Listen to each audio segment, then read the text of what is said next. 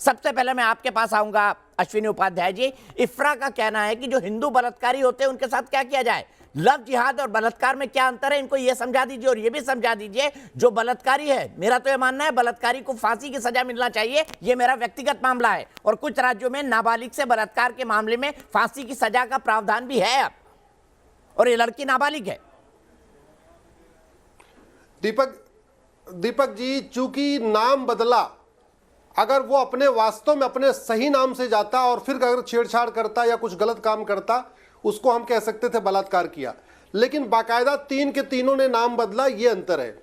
एक बहुत महत्वपूर्ण बात मैं आपके सामने रखना चाहूंगा दीपक जी, क्या कारण है कि गुरुकुल में पढ़े हुए बच्चे कभी भी मुसलमान बन के किसी मुस्लिम लड़की को नहीं पटाते, लेकिन मदरसे के पढ़े हुए लड़के हिंदू बन के हिंदू लड़कियों को पटाते? पहला अंतर ये।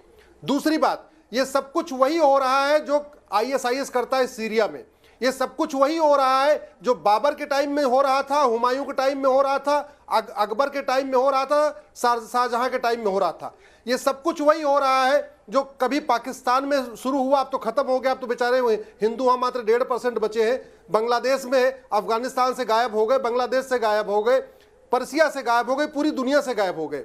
तो एक बड़ी सोची समझी साजिश है। और दूसरी बात ये, इसका एक ही समाधान है, इस देश में जब तक मदरसों का राष्ट्रीयकरण नहीं होगा, मदरसों में समान शिक्षा लागू नहीं होगी, मदरसों में NCERT की बुक नहीं लागू होगी, मदरसों में CCTV नहीं लगेगा, मदरसों की ऑडिट नहीं होगी, तब तक ये घटनाएं नहीं घटेंगी।